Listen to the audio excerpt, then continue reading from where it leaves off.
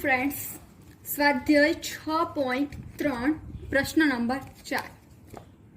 અહીંયા આપણે mix example જોઈશું। એક જ એક્ઝામ્પલમાં સરવાળા પણ હશે, બાદબાકી પણ હશે અને પૂર્ણાંકો આપણે બે પૂર્ણાંકો નથી આપેલા, બે કરતા વધારે ત્રણ હશે પૂર્ણાંકો, ચાર પૂર્ણાંકો વચ્ચે સરવાળા બાદબાકી બધી જ પ્રોસેસ કરવાની રહેશે। ચલો, એમાં પહેલા આપણે શું કરીશું, કોઈ પણ બે પૂર્ણાંકો હોય ને એમના વચ્ચે પહેલા પ્રોસેસ કરીશું। એમનો જે આન્સર આવે એમની પ્રોસેસ, જો અહીંયા બાદબાકી છે તો બાદબાકી કરવાની રહેશે, સરવાળો હશે તો સરવાળો કરવાનો રહેશે। ચલો એક્ઝામ્પલ જોઈએ। પહેલું જૂથ હું આ બનાવી દઉં છું। અહીંયા શું છે, બંને પૂર્ણાંકો વચ્ચે બાદબાકી। આ બાદબાકી જે આ જે ચિહ્ન છે શું દર્શાવે છે, એ બાદબાકી કરવાની છે એ દર્શાવે છે, બરાબર છે। પણ 8 સાથે કંઈ નથી એટલે શું સમજવું, +8 તો સમજવાનું જ છે, બરાબર। અને જે છે અહીંયા આપણે જેટલામાં જૂથ બનાવીએ છીએ એના વચ્ચે પ્રોસેસ કરીએ, પણ પાછળનાનું શું, એ પૂર્ણાંકને તો તમારે એમ જ લખવાના રહેશે। ચલો, હવે આ બંને પૂર્ણાંકો વચ્ચે શું છે, બાદબાકી છે। તો બાદબાકીનો નિયમ ખબર છે આપણને, શું કે પહેલા પૂર્ણાંકમાં બીજા પૂર્ણાંકની વિરોધી સંખ્યા ઉમેરવાની રહેશે। તો +8 ની વિરોધી સંખ્યા શું છે, -8, એને હું પહેલા પૂર્ણાંકમાં ઉમેરી દઉં છું, બાકીનો પૂર્ણાંકને એમ જ લખવાનું રહેશે। હજી આ બે પૂર્ણાંકોનો આન્સર આવ્યો નથી, તેમના વચ્ચે ડેશ રહેશે। બંને વચ્ચે બંને પૂર્ણાંકો કેવા છે, સમાન ચિહ્ન ધરાવતા છે। સમાન ચિહ્ન ધરાવતા પૂર્ણાંકો વચ્ચે શું થશે, બંનેનો સરવાળો 7 + 8 કેટલા થશે, 15, અને ચિહ્ન કયું જે સમાન હોય એ, તો માઇનસ આવશે અને બાકીનું જે છે એને એમ જ લખવાનું રહેશે।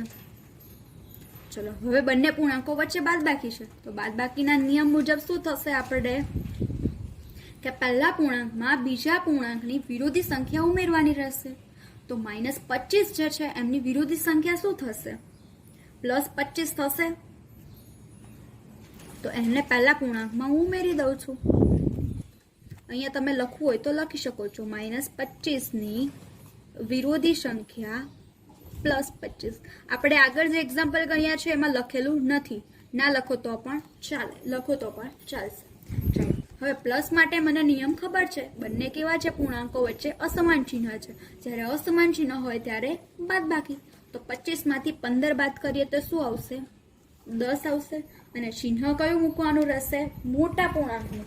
તો મોટા પૂર્ણાંકનું ચિહ્ન કયું છે આપણી પાસે, મોટો પૂર્ણાંક 25 છે, એમની સાથે પ્લસ ચિહ્ન છે, તો આન્સરમાં શું રહેશે, પ્લસ। ઓકે, ચલો નેક્સ્ટ એક્ઝામ્પલ છે। એમાં તમે કઈ રીતે કરી શકશો, પહેલા બેની જોડી બનાવીને એ રીતે પણ કરી શકશો। તમે આ બેની જોડી બનાવી, આ બંનેની જોડી બનાવીને જે આન્સર આવે એમની સાથે પ્રોસેસ માઇનસથી પછી બાદબાકી કરો તો પણ ચાલશે, પણ આપણે બબ્બેની જોડી બનાવતા જઈશું અને જે આન્સર આવે એક એક પૂર્ણાંક એડ કરતા જઈશું। એટલે કે પહેલા આ બંનેને સોલ્વ કરીશું, એટલે કે -13, આ પ્લસ શું દર્શાવે છે કે સરવાળો છે, 32 સાથે કોઈ ચિહ્ન નથી એટલે શું આપણે એની સાથે પ્લસ છે માની લેવાનું, બાકીનું જે છે એને એમ જ લખવાનું। કેમ, કારણ કે આ બંને વચ્ચે જ પ્રોસેસ કરવાની છે, તો પહેલા એ બંનેને જ કન્સિડર કરો। ચલો, આ બંનેનો સરવાળો, તો અહીંયા શું છે, બંને વચ્ચે અસમાન ચિહ્ન છે, અસમાન ચિહ્ન હોય તો શું કરવાનું રહેશે, બાદબાકી। 32 માંથી 13 બાદ કરીએ તો શું રહેશે, 19, અને ચિહ્ન કયું રાખવાનું રહેશે, મોટા પૂર્ણાંકનું। 32 અને 13 માં મોટો પૂર્ણાંક 32 છે, તેમની સાથે પ્લસ છે, તો આ પણ પ્લસ। ત્યાર પછીનું જે છે એને હું એમ જ લખી દઈશ। હવે શું કરવાનું રહેશે, તમારે આ બંને પૂર્ણાંક વચ્ચે પ્રોસેસ કરવાની રહેશે। તો બંને પૂર્ણાંકમાં જોઈ શકાય છે વચ્ચે બાદબાકી છે, તમે 19 - 8 ડાયરેક્ટ કરી શકો છો, પણ આપણે કઈ રીતે જઈશું, નિયમ મુજબ જ, એટલે કે +19, આ માઇનસ શું સૂચવે છે કે એ બાદબાકી છે, પણ 8 સાથે તો કયું ચિહ્ન છે, +8 જ છે, માઇનસને હું એમ જ લખી દઈશ। ઓકે, ચલો, હવે તમને આ જે બાદબાકી છે તો એના નિયમ મુજબ શું છે કે બાદબાકીમાં પહેલા જે પૂર્ણાંક હોય એમાં બીજા પૂર્ણાંકની વિરોધી સંખ્યા ઉમેરવાની રહેશે। +8 ની વિરોધી સંખ્યા શું છે, -8, એને હું +19 માં ઉમેરી દઈશ અને પાછળનો પૂર્ણાંક એમ જ। હવે આ બંનેનો નિયમ ખબર છે, શું આવશે, આ જે છે બંને પૂર્ણાંકો વચ્ચે અસમાન ચિહ્ન છે, અને અસમાન ચિહ્ન છે તો શું કરવાનું રહેશે, બાદબાકી। 19 માંથી 8 બાદ કરીએ તો શું આવશે, 11, અને ચિહ્ન કયું મૂકવાનું રહેશે, મોટી સંખ્યાનું। તો મોટી સંખ્યા કઈ છે, 19, 19 સાથે પ્લસ ચિહ્ન છે, તો આપણે પણ પ્લસ લખીશું। હવે -1, તો 11 માંથી 1 બાદ કરો તો 10 તમને ડાયરેક્ટ મળે છે, પણ આપણે નિયમ મુજબ જઈશું। આ +11, પણ આ માઇનસ શું સૂચવે છે, એ તો બાદબાકી કરવાનું સૂચવે છે, આની સાથે કોઈ ચિહ્ન નથી એટલે પ્લસ. ઓકે, હવે બાદબાકી કરવા માટે બીજા પૂર્ણાંકને શું કરવાનું રહેશે? પહેલા પૂર્ણાંકમાં એની વિરોધી સંખ્યા ઉમેરવાની રહેશે. +1 છે એની વિરોધી સંખ્યા -1, એને હું ઉમેરી દઉં. હવે બંને સરવાળા જે છે એમને ખબર છે 11 ઓછા 1 બંને અસમાન ચિહ્ન હોય તો બાદબાકી. 11 માંથી 1 બાદ કરીએ તો 10 આવશે અને ચિહ્ન મોટા પૂર્ણાંકનું, મોટો પૂર્ણાંક 11 છે તો એમની સાથે પ્લસ ચિહ્ન છે તો આપણે પણ પ્લસ લખ. તમે અહીંયા ડાયરેક્ટ પણ કરી દો છો તો વાંધો નહીં રહેશે. 11 માંથી 8 10 અને અહીંયા 19 માંથી 8 બાદ કરીએ તો ડાયરેક્ટ આપણને 11 મળે, એ પણ લખી શકો છો. ઓકે, ચલો નેક્સ્ટ એક્ઝામ્પલ. ચલો નેક્સ્ટ એક્ઝામ્પલ છે જેમાં આપણે બબ્બેની જોડ બનાવીને જ એક્ઝામ્પલ સોલ્વ કરીશું. ચલો પહેલા આ બંનેની જોડ બનાવવાની છે. -7 વત્તા -8 અને આ પૂર્ણાંકને એમ જ લખવાનો રહેશે. તો અહીંયા વચ્ચે સરવાળો છે તો એ આપણને ખબર છે સરવાળો હોય અને આ બંને પૂર્ણાંકો જે છે એમના વચ્ચે શું કયા ચિહ્નો છે? બંને પૂર્ણાંકો જે છે એ સમાન ચિહ્ન ધરાવે છે. જ્યારે પણ સમાન ચિહ્ન હોય તો શું કરવાનું રહેશે? સરવાળો. તો 7 વત્તા 8 કેટલા આવશે? 15 અને ચિહ્ન સમાન હોય એ સમાન ચિહ્ન કયું છે? માઇનસ. તો આપણે પણ કયું લેશું? માઇનસ. બાકીનું જે છે પૂર્ણાંક એને એમ જ લખવાના રહેશે. ઓકે, ચલો હવે આ બંને પૂર્ણાંકો જે છે એમના વચ્ચે સરવાળો છે અને બંને પૂર્ણાંકોના ચિહ્નો સમાન છે. જ્યારે સમાન ચિહ્નો હોય એ બંને પૂર્ણાંકોનો સરવાળો કરતી વખતે એનો શું કરવાનો રહેશે? બંને પૂર્ણાંકોનો સરવાળો. 15 વત્તા 90 કેટલા આવશે? 105 અને ચિહ્ન કયું મૂકવાનું રહેશે? સમાન હોય એ. સમાન તો કયું ચિહ્ન છે? માઇનસ છે તો આપણે પણ શું મૂકીશું? માઇનસ. ઓકે, ચલો નેક્સ્ટ એક્ઝામ્પલ. 50 ઓછા 40 ઓછા 2 તો પહેલા આપણે આ બંનેની જોડી બનાવી દેશું. આને તો હમણાં કન્સિડર કરવાનું જ નહીં. આનો આન્સર આવી જાય ત્યાં સુધી આને બેઠું લખ્યા રાખવાનું કોપી.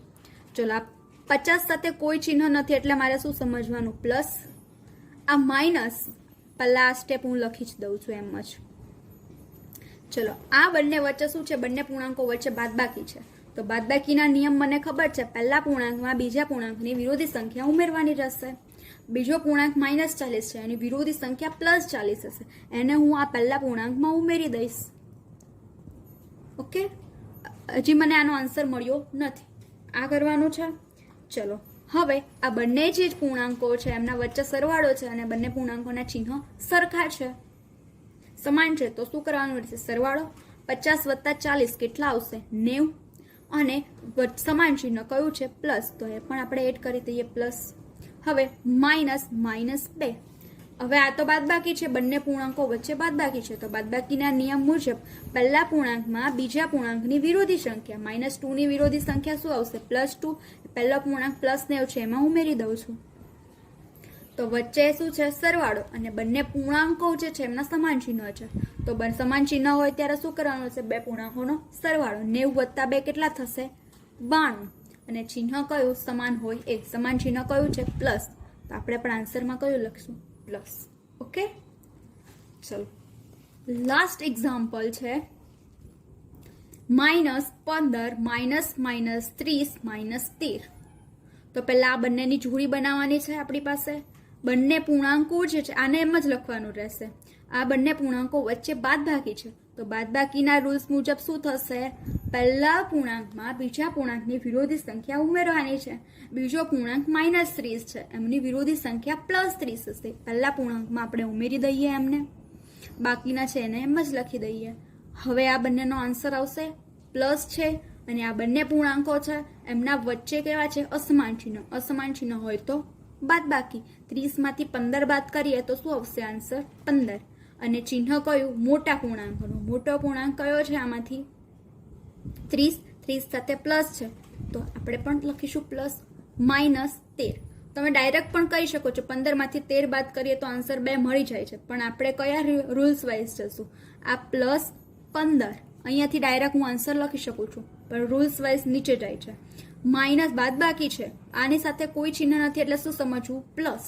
ઓકે, તો એની વિરોધી સંખ્યા +13 ની વિરોધી સંખ્યા -13 આવશે. હવે આપણને ખબર છે અહીંયા બંને અસમાન ચિહ્ન તો બાદબાકી. 15 માંથી 13 બાદ કરીએ તો શું આવશે? 2 અને ચિહ્ન કયું? મોટા પૂર્ણાંકનું. મોટો પૂર્ણાંક કયો છે? 15. એમની સાથે પ્લસ ચિહ્ન છે તો આન્સરમાં પણ પ્લસ ચિહ્ન. ઓકે, તો અહીંયા આપણે આ ચેપ્ટરમાં પૂર્ણાંક સંખ્યાઓ, એમના સરવાળા, એમના બાદબાકી, પૂર્ણાંક સંખ્યાઓની મદદ, જે પૂર્ણાંક સંખ્યા રેખાની મદદથી પૂર્ણાંક સંખ્યાના સરવાળા અને બાદબાકીની ચર્ચા કરી. બરાબર. ત્યારબાદ ડાયરેક્ટ સરવાળા અને બાદબાકી કરવા માટે કેટલાક નિયમોની ચર્ચા કરી. તો આઈ હોપ તમને બધાને એમાં સમજ પડી હશે. અને આ જેટલું આપણે આજે ચલાવ્યું એ પણ તમારે તમારી બુકમાં સારા અક્ષરે ડેઇલી ટુ ડેઇલી વર્ક કરવાનું રહેશે. તો અહીંયા આપણું આ ચેપ્ટર ફિનિશ કરીએ છીએ. અને કે પ્રેક્ટિસ માટે કેટલાક એક્ઝામ્પલ હું જે હોમવર્કમાં આપીશ એ તમારે કરવાના રહેશે. ઓકે, 2-3 દિવસ સુધીમાં એ એક્ઝામ્પલ તમારે કરવાના રહેશે. તો નેક્સ્ટ લેક્ચરથી આપણે નવા ચેપ્ટરને સ્ટાર્ટ કરીશું. Okay, by.